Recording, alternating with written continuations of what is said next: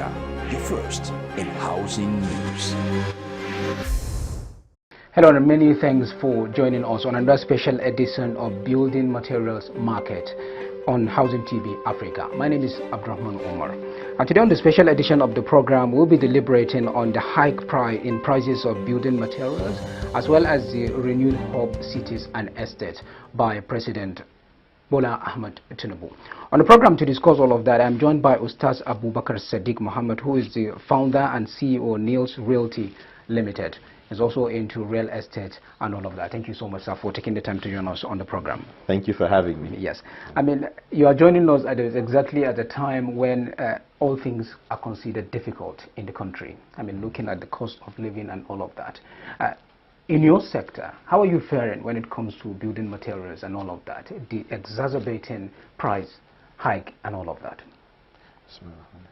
Well, I would say that for every Nigerian, this is actually a very difficult and challenging time, whether it's in the real estate industry, oil and gas, FMBN and all of that. And it's due to many factors, you can say. Definitely the inflationary rates are also there. There's also the high cost of the mono economy, or managing the economy of the nation, and also governance as well. All of these have impacts. And for us in the real estate industry, it's no different because, for example, we've had cases of extreme, or you can say extreme, or very high cost in materials that used to enable developers work towards, achieving this affordable housing goal. As we know, there's a huge housing deficit in Nigeria. Whatever the numbers are, whether it's statistics from the NBS or from REDAN or from any other establishment in the country, whatever numbers are out there, what is most important is Nigeria has a huge housing deficit. It doesn't matter whether it's in the millions or hundreds of thousands. And in order to meet that, private sector developers were trying their best, working hard, as well as with government, to see how to cover that deficit. Unfortunately, with the current price hike and with the current situation in the country, which we will not say is completely the fault of this current government, because the honest truth is we have to also be fair to the government. They are just 8 months in power. These were things that were already being spoken about 2-3 governments ago, right? In terms of Nigeria, the cost of governance in Nigeria, the impact of corruption, and many other things that has gotten us to this particular level. So this is something that we can't say completely this government is culpable for it. But at the situation that we find ourselves in, what should we do as a people, and how does it impact our industry? Definitely what it has done is it's gradually eroded this concept of affordable housing.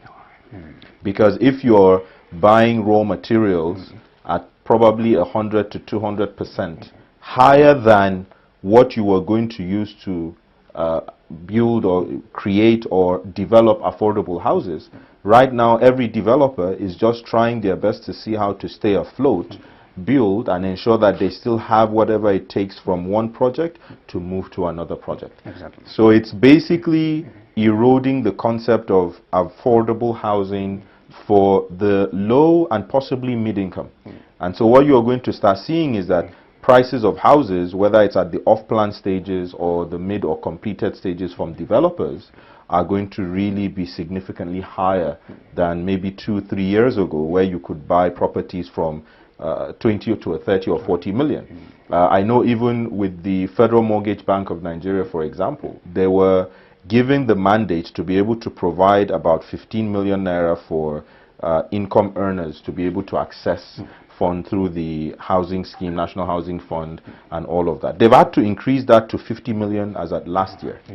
And even with that, you can't afford to buy a suitable enough home at the current rate that we have today. So in terms of the impact, it's very high.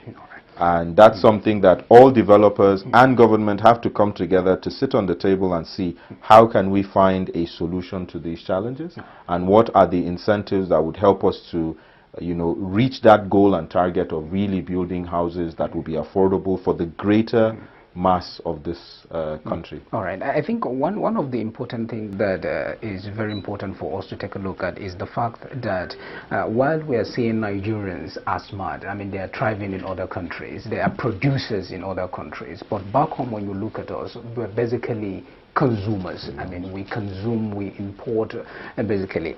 Do you feel that locally produced materials can substitute the imported ones one day? I do feel that. In fact, that's already happening. A lot of, and to be honest, that is the only way that we can thrive as a nation. I believe, yes, there are materials that some, people might need that meet a certain standard and quality because of what we already have in our industry. But if we do want to grow our economy, we can't continue to import. We can't continue to bring in materials from outside the country and expect the naira, for example, to be strong and to be firm and to, have value. If we must grow our economy, then we have to be able to produce and consume within our own country.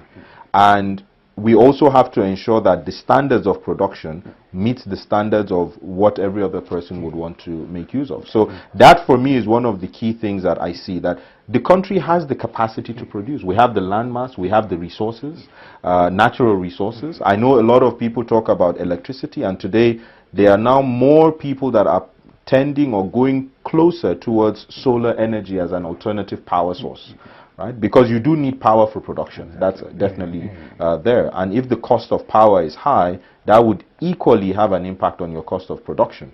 So if we produce more locally, and if we are able to patronize more locally, local content that meets the quality that the regular people want, I am sure that in no longer time, Nigeria would begin to gradually phase out its dependence on imports, and it would even become an exporter, because that used to be the case. I mean, over 30, 40 years ago, before even the advent of the oil mono economy, we were big on agriculture, and we were huge exporters of agricultural produce.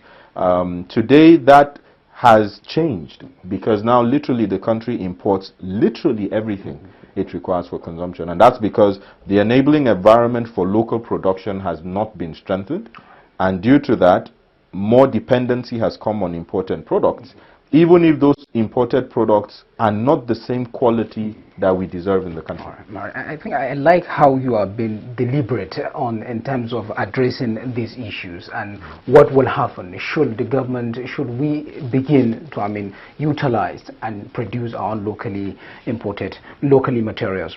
Now, what factors would you say affect the usage of these locally produced materials in the country? Well, one thing I definitely would say is quality. There's always been this notion of what is produced locally could have an inferior quality to what you import, and a lot of times that could be the case. So in terms of the quality, that's number one. That's a very major factor.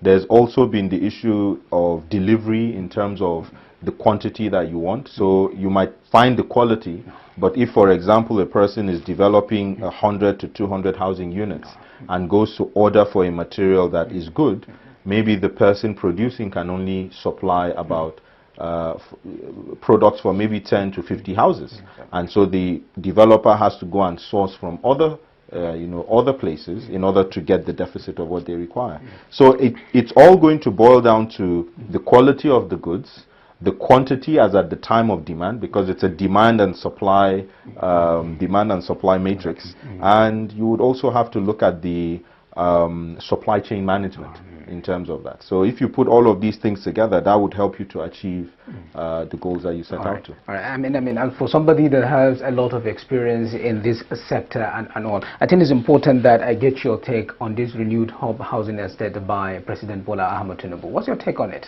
Briefly, So it's a very good initiative that the president has taken on. I think every government that has come always has a social plan for the masses. Now, the housing projects from the government are not really there for the purpose of just producing or providing housing. It's actually more of a social responsibility.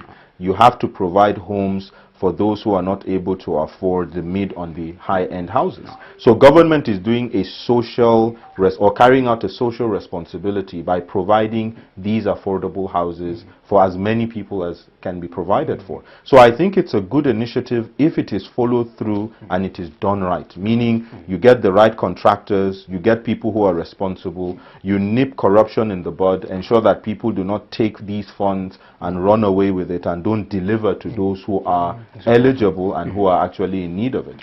If the president is able to achieve that, because based on the statistics, they are trying to build close to 200 to 300,000 houses. If he achieves that alone in his administration, he has solved a huge problem, right?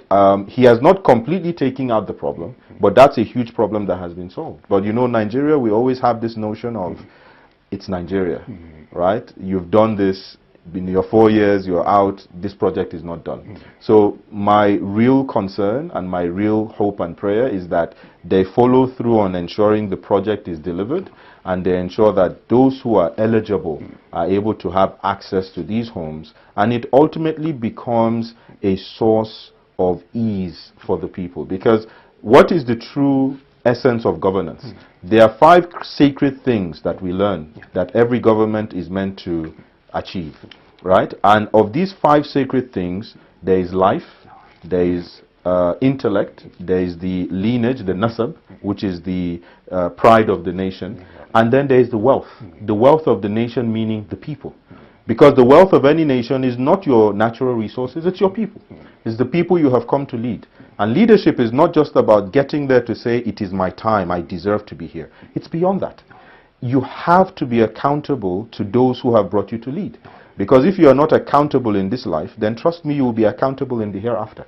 And that is where there is a greater accountability for whoever will be there. So my admonition to everyone in government, in government today, and especially to the CNC, the president himself, Bola Ahmed Tinubu, is that if he focuses on this particular project and is able to deliver within his tenure, it is something that he would be leaving a great legacy in his name, and that would surely ease the difficulties that many Nigerians are facing. All right. Ustadh Abubakar Sadiq Muhammad is the founder and MD Needs Realty Limited. We most sincerely thank you so much for taking time to join us on the program Building Materials Market.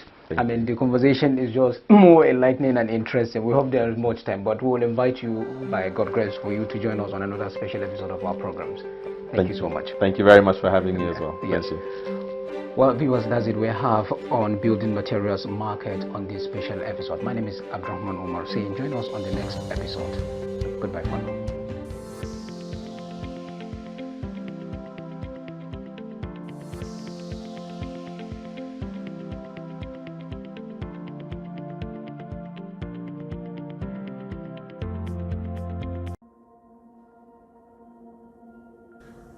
We understand what it means to be responsible for the ones dearest to your heart, to care for them, to provide them with everything they need,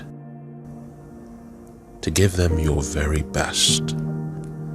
That's why with each foundation we lay, we consider the shoes you fill and how important the people closest to your heart are to you. We imagine the stories that will be told within the walls built to house those you love.